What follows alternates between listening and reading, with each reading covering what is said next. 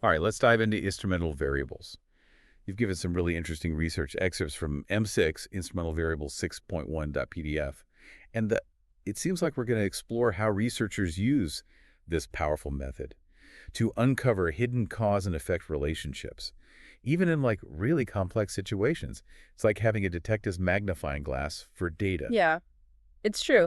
Instrumental variables, or IV as it's often called, is a really elegant way to get at causality when things get messy. You see, sometimes, even when we account for all the obvious factors, there's this hidden layer of stuff, things we can't easily measure, like personality or underlying circumstances, that can totally distort our view of what's really causing what. Yeah, it's like when you see a correlation between ice cream sales and crime rates. It doesn't mean ice cream is causing crime sprees, right? There's probably something else going on, like maybe hot weather drives both. But how do we disentangle those messy relationships when we can't always directly observe those hidden factors? That's where IV comes in. It lets us leverage a seemingly unrelated variable, called an instrument, to zero in on the true cause and effect relationship. It's especially helpful when we can't use randomized control trials, or when other methods like differences in differences or matching hit their limits because of those unobservable factors. Okay, I'm intrigued, but my brain needs a concrete example. Can you walk me through a classic IV study? Absolutely. Let's look at a famous study by Joshua Angrist from 1990, where he used the Vietnam War draft lottery to investigate how military service impacts civilian earnings later in life. Ah, the draft lottery. Talk about a natural experiment. I can see that that might be helpful for this kind of analysis. But how does it work as an instrument? So the brilliance of the draft lottery is that it introduced a level of randomness that you just wouldn't be able to replicate ethically in a designed experiment. This randomness created a scenario where some people were essentially drafted into service, while others would have served regardless, or not at all, no matter their draft number. This variation is key because it helps us isolate the effect of military service itself, separate from all those other tangled up factors, like individual choices, backgrounds, and skills. I see what you mean. But couldn't those unobservable factors still affect earnings? Even with the draft lottery as an instrument, how do we know we're really isolating the effect of military service? That's a great question. And it gets to the heart of what makes IV so powerful, but also potentially tricky. There are a few crucial assumptions we need to make sure hold true. For IV to work its magic, we call these the relevancy, excludability, and monotonicity assumptions. Okay, let's break those down. What does relevancy mean in this context? Relevancy means that our instrument has to be a good predictor of the treatment we're interested in the draft lottery example. This means the draft number needs to be a strong predictor of whether someone actually served in the military. Luckily, this is something we can test statistically. So if we see a strong relationship between draft numbers and military service, Hmm. then we've got a relevant instrument. What about excludability?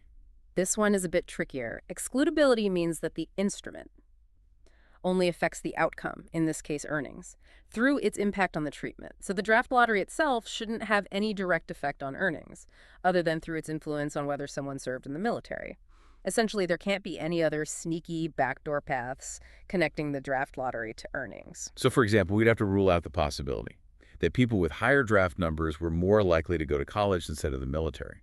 And that college experience is what actually affected their earnings later on. Exactly. That would violate the excludability assumption. And it's one of the reasons why choosing a good instrument and justifying its excludability is so important.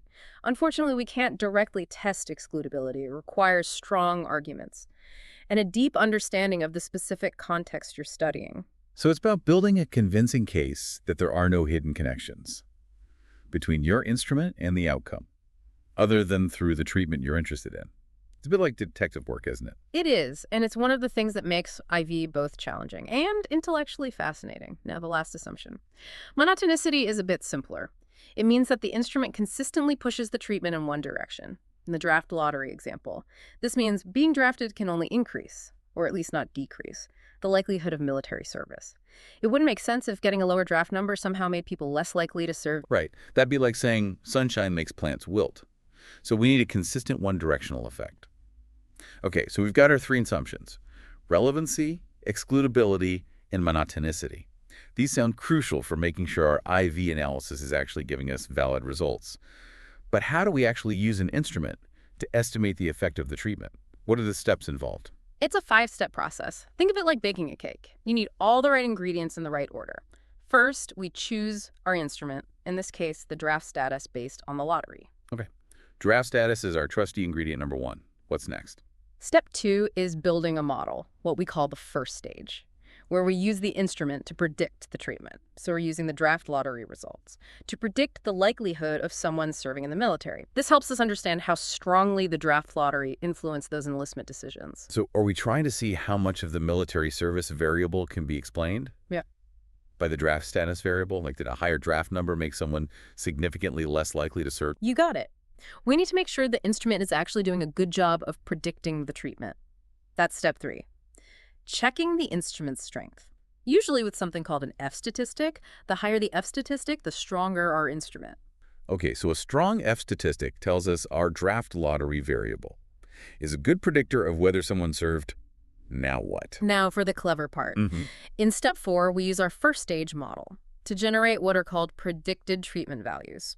We're essentially estimating the likelihood of each person serving in the military, based solely on their draft number, as if that were the only thing influencing their decision. So it's like we're creating a hypothetical scenario. What would have happened if the draft lottery was the only thing determining military service? Precisely.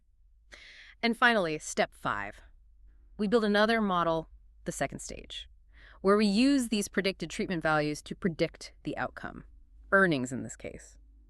By using these filtered values based on the instrument, we're isolating the impact of military service itself, free from the influence of all those other messy factors that might be correlated with both military service and earnings. So we're looking at how these predicted levels of military service, based solely on the draft lottery, relate to earnings. This is how we get that cause and effect insight right.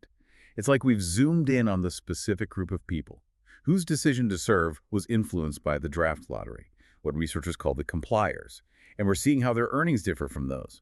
Who would have made the same choice regardless? That's a great way to put it. And remember, we're not saying the draft causes lower earnings. It's just helping us isolate the effect of military service itself. This is fascinating. I'm starting to see how IV can be a really powerful tool for untangling complex relationships. But I'm guessing there's a lot more to it than just these 5 steps, right? You're right. There's a lot more to consider, especially when it comes to those assumptions we talked about earlier. They're really the foundation of any good IV analysis. Now that we've laid the groundwork, let's see how IV tackles real-world problems. The draft lottery showcases the power of natural experiments. But I bet IV can be applied to all sorts of scenarios. What other intriguing examples can you share? Oh, there are tons. From police presence to female leadership, to even sleep and earnings, researchers have found all sorts of creative ways to use IV to unlock hidden truths. Okay, I'm all ears. Give me the best examples you've got. All right, let's start with a question that might surprise you. Have you ever considered how the number of firefighters in a city might affect crime rates? That's an interesting one.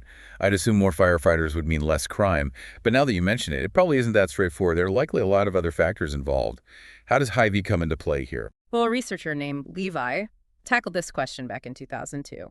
He was interested in studying the causal effect of police presence on crime.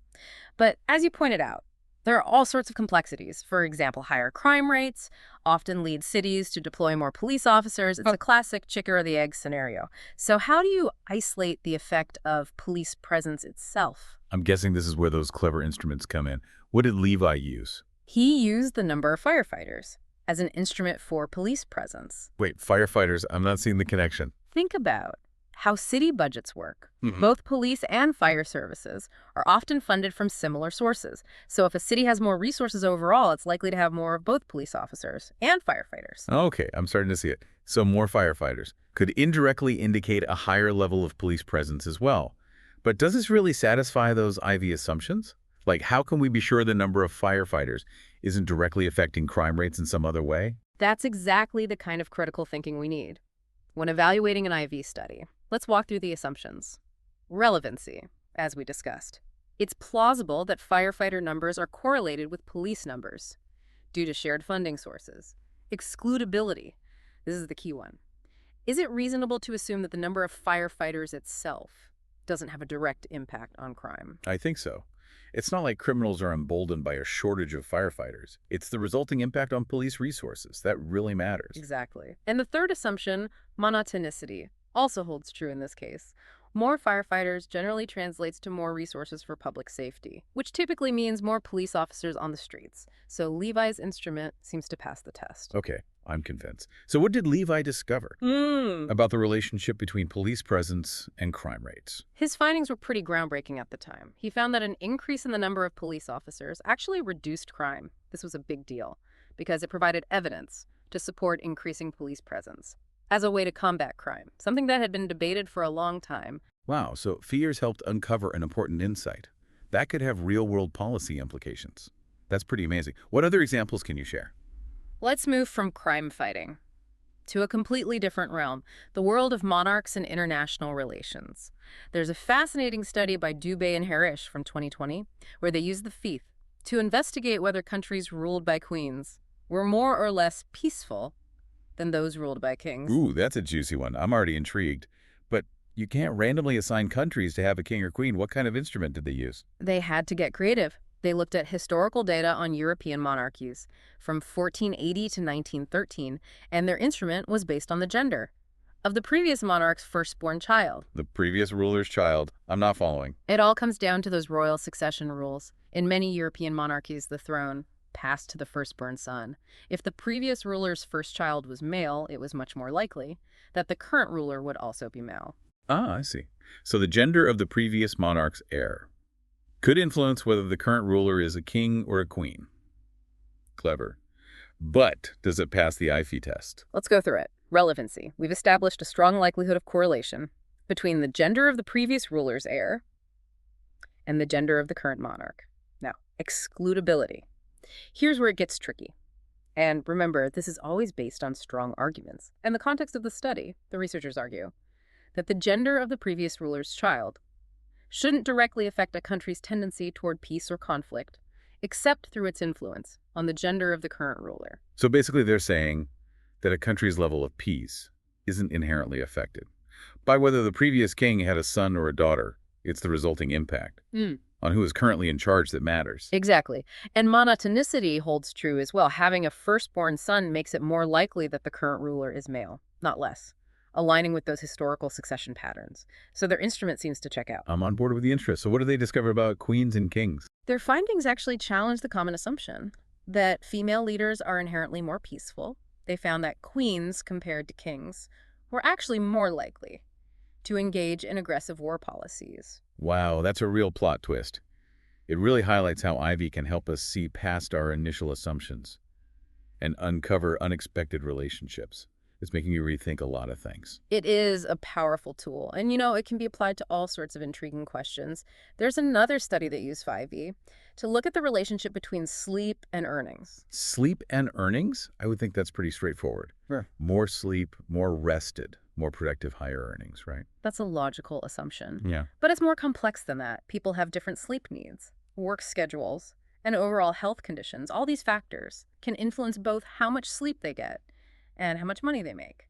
So how do we tease out the specific effect of sleep? Sounds like we need another clever instrument. What did the researchers come up with? This one is pretty neat. They used sunset time as an instrument for sleep duration. Sunset time. Okay, now you've lost me. Think about it. People naturally tend to go to bed earlier. When the sun sets earlier, it gets dark, our internal clocks kick in, and off to sleep we go. Ah, I see. So earlier sunsets generally lead to more hours of sleep. But how does this hold up against those IV assumptions? Good question. Let's break it down. Relevancy. It makes sense that sunset time is likely correlated with sleep duration, as we just discussed. Excludability. This one always requires careful consideration. The researchers argue that sunset time itself shouldn't directly affect a person's earnings, except through its influence on sleep duration. So the assumption is that people aren't inherently more or less productive just because the sun sets earlier. It's the impact on their sleep patterns that matters. Exactly. And monotonicity also seems reasonable in this case. Earlier sunset times generally lead to more sleep, not less. So their instrument seems to check out. I'm with you on the instrument. What did this research reveal about sleep and earnings? Their findings emphasize the importance of getting enough shut-eye. They found that an additional hour of sleep could boost a person's earnings by 1 to 5%. Wow, that's significant.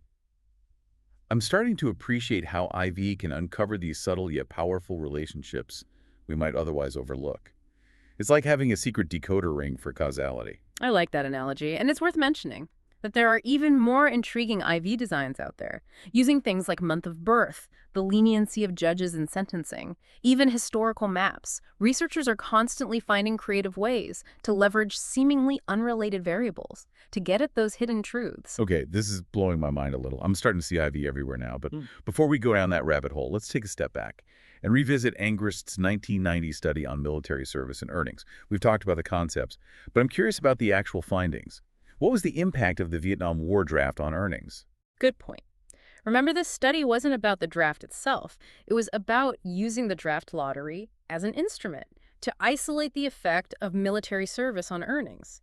And what Angrist found was quite surprising.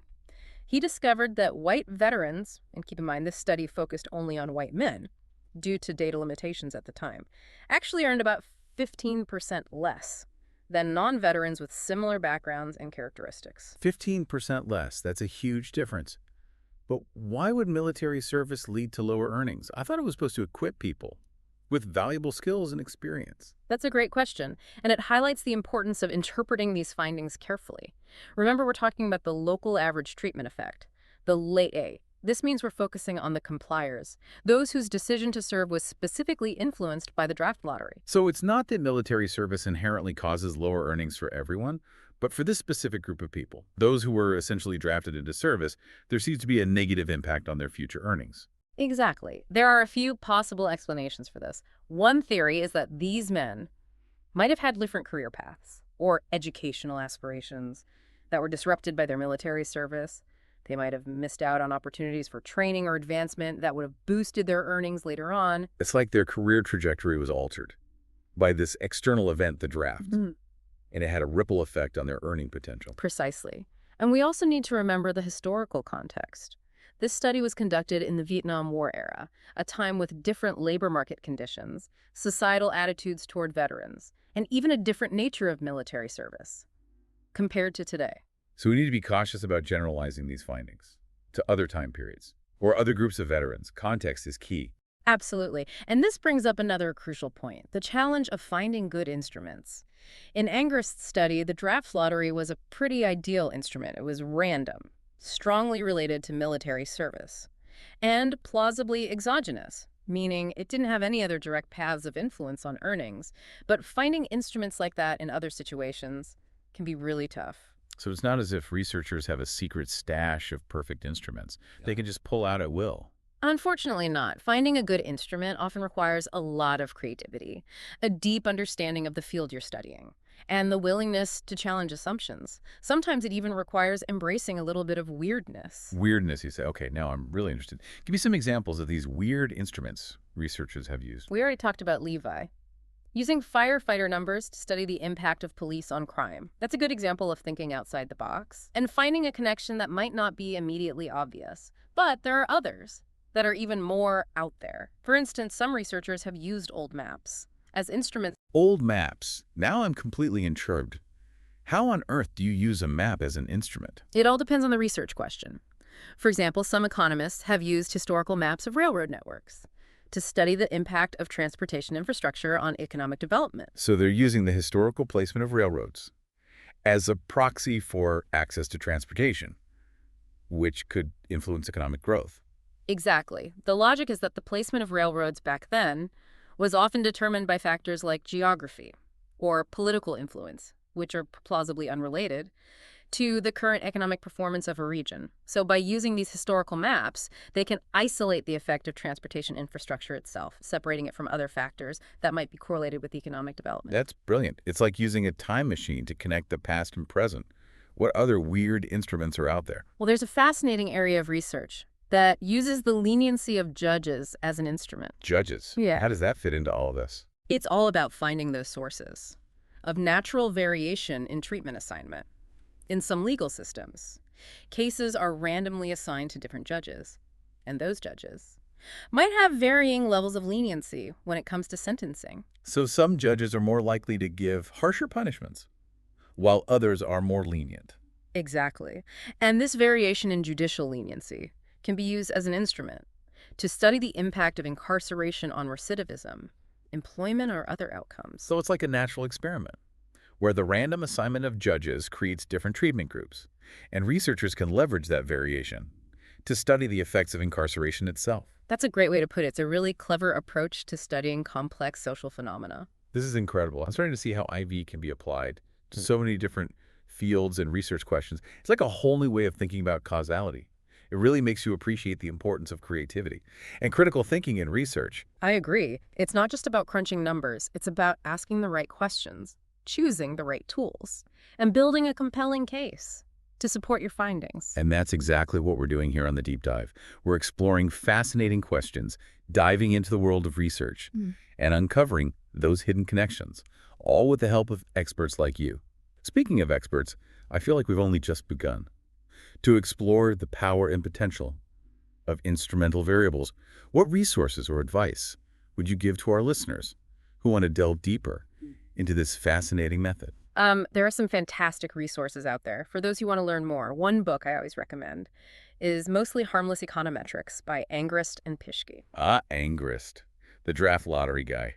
I'm sensing a theme here. He's a bit of a legend in the world of five. But in all seriousness, this book is a classic. It's witty, insightful, and surprisingly accessible, even if you don't have a background in economics. They cover the theory and practice of IB in a way that's both rigorous and engaging. That sounds perfect. I'm adding it to my reading list right now.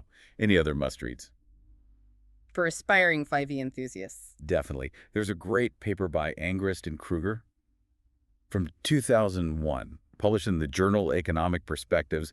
That's well worth checking out. It provides a really clear overview of IB, focusing on the intuition behind the method and the importance of choosing good instruments. And if it's written by Angrist, I'm betting it's jargon-free and easy to understand, which is always a plus. Okay, so we've got a reading list started. Any other tips for navigating the world of IB? One thing I always emphasize is the importance of critical thinking. Don't just blindly accept the results of an IV analysis. Dig deeper, question the assumptions, and consider alternative explanations. So it's not just about the numbers themselves, but also the story behind them. What are the underlying assumptions? What are the potential limitations? Could there be other factors influencing the result? Exactly. And be especially skeptical of those weird instruments we talked about. They can be incredibly clever and insightful, but they also require a higher level of scrutiny. Make sure you understand the logic behind the instrument and whether it truly satisfies those core IV assumptions: relevancy, excludability, and monotonicity. It's like being a detective. You need to gather all the evidence, consider all angles, and build a solid case before you can confidently say, case closed. I love that analogy. It really captures the essence of IV. It's about using all the tools at our disposal to unravel those complex relationships and discover hidden truths. And that's what makes it so fascinating. It's like solving a puzzle. And each new study reveals a little bit more about how the world around us works. Absolutely. As we wrap up our deep dive into instrumental variables, I encourage our listeners to keep exploring, keep asking questions, and see what other insights they can uncover with this powerful method. To all our listeners out there, I say embrace your inner IV detective and let the causal inference adventures begin. Remember, the world is full of fascinating connections. Sometimes all it takes is a little creativity, a healthy dose of skepticism, and a good instrument to reveal those hidden truths. Until next time, keep diving deep.